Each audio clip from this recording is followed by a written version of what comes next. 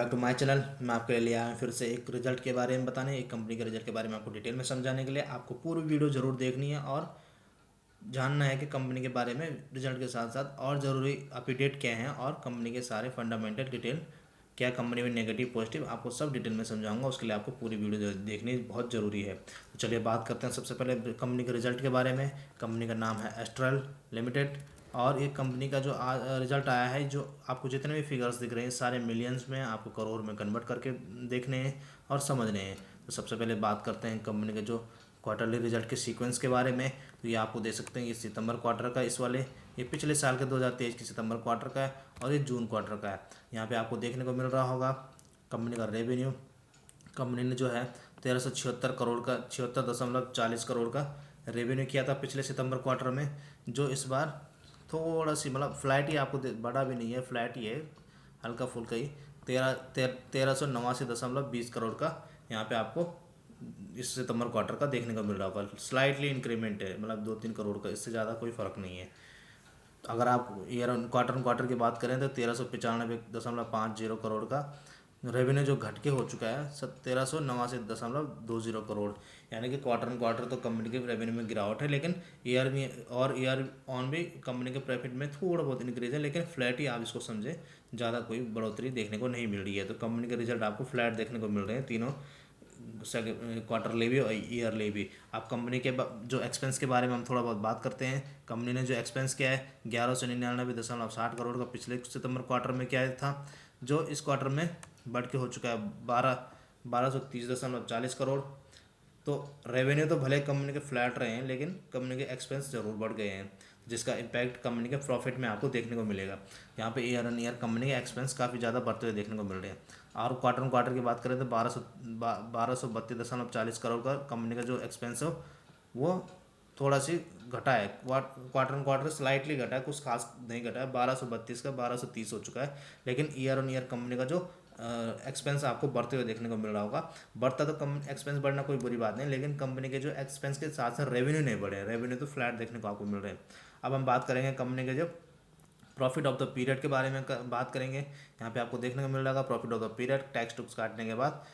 पिछले साल जो सितंबर में कंपनी का जो पूरा टोटल प्रॉफिट था 131.70 करोड़ का था, जो अब बहुत ही भयंकर तरीके से गिर चुका है 108.70 करोड़। तो आप देख रहे हैं कंपनी के प्रॉफिट में बहुत ज़्यादा आपको गिरावट देखने को मिल रही है। तो ये कंपनी के लिए नेगेटिव पॉइंट्स हैं। वहीं क्वार्टर में देखें तो 119.95 करोड़ का प्रॉफिट कंपनी का 108.70 हो चुका है। कई कंपनी में ये देखने को मिलता है ईयरली भरे गिरे हैं, लेकिन क्वार्टरली तो बड़े हैं, लेकिन यहाँ ना तो क्वार्टरली बड़े हैं ना आपको ईयरली बड़े हुए देखने को मिल रहे हैं। दोनों में बहुत भयंकर गिरावट आपको देखने को मिल रही है कंपनी के प्रॉफिट में। तो हमने कंपनी के जो यहाँ पे रेवेन्यू पढ़े और प्रॉफिट पढ़े और एक्सपेंस कंपनी के डिटेल में समझा। अब जानते हैं कंपनी के बारे में और क्या क्या बातें हैं, क्योंकि प्रॉफिट में तो कंपनी पूरी पिटती हुई नजर आ रही है। कंपनी के रेवेन्यू और प्रॉफिट क्वार्टरली हुए ईयरली दोनों ही बुरी तरह से गिरते हुए नजर आ रहे हैं।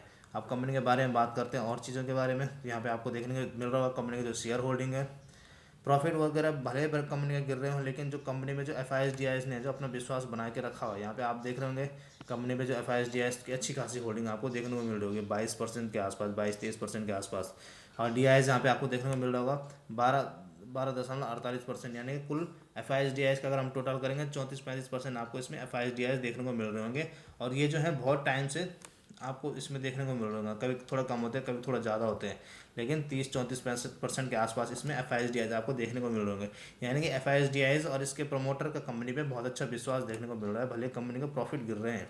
यहाँ पे आप देख रहे हैं प्रमोटर भी 54% के आसपास है, पब्लिक मात्र केवल 10 से 11% के आसपास है। तो जितने भी इंस्टीट्यूशनल इन्वेस्टर हैं और इसके प्रमोटर को इस कंपनी में काफ़ी विश्वास देखने को मिल रहा है, लेकिन कंपनी ने उतने अच्छे रिजल्ट प्रेजेंट नहीं करे हैं। अब देखते हैं कि क्या रिजल्ट देखने के बाद क्या इसके FISDIS इसमें बेचते हैं या खरीदते हैं, वो एक देखने वाली बात है जब अगला डेटा इसका आएगा। फिलहाल आपको और चीज़ें अगर कंपनी के बारे में जाननी है तो कंपनी का आप यहाँ पे देख सकते हैं। कंपनी के जो यहाँ पे एक और नेगेटिव पॉइंट देखने को मिल रहा होगा, कंपनी का जो पी है बहुत ज़्यादा हो चुका है, 88 का पी बहुत ज़्यादा माना जाता है। और ये बहुत ही पी हमेशा 20-25 के आसपास ही होना चाहिए, लेकिन ये 4 गुना है, बहुत ज़्यादा यहाँ पे पी। ये भी इसका नेगेटिव पॉइंट आपको कंपनी में देखने को मिल रहा है। ना तो कंपनी अपने रेवेन्यू अच्छा दे रही है, ना कंपनी के प्रॉफिट इंक्रीज हुए हैं, और कंपनी का पी भी अच्छा नहीं देखने को मिल रहा है। सिर्फ एक ही पॉइंट इसमें प्लस देखने को मिल रहा है, वो है FISDIS की होल्डिंग जो कंपनी में देखने को मिल रही है। अब चलते हैं कंपनी के बाकी जो पिछले क्वार्टर्स में कंपनी ने क्या क्या किया उसके बारे में जानते हैं। तो यहाँ पे आपको देखने को मिल रहा है कंपनी का रेवेन्यू एक टाइम पे 1500 के आसपास पहुँच गए थे, 1500 1300 के, अब धीरे धीरे बीच में 1600 के आसपास था। लेकिन कंपनी का जो रेवेन्यू है कुछ खास मतलब इंक्रीज नहीं कर रहा है, मतलब एक ही सीक्वेंस में घूम रहा है। और प्रॉफिट साल दर साल आपको गिरते हुए देखने को मिल रहे होंगे, 307 करोड़ का, 202 करोड़ का और 291 करोड़ का, अब 200 के आसपास ही घूम रही है। कंपनी का जो प्रॉफिट भी कुछ खास आपको मतलब जितने कंपनी अपनी ग्रोथ कर चुकी है शेयर में, कंपनी एक टाइम पे बहुत छोटी कंपनी थी लेकिन अब बिल्कुल 1700 2000 के आसपास कंपनी का जो प्राइस रहता है, लेकिन उस हिसाब से कंपनी अपने रेवेन्यू एक्सपेंस में, रेवेन्यू प्रॉफिट में ग्रोथ करती हुई नहीं देखने को मिल रही है।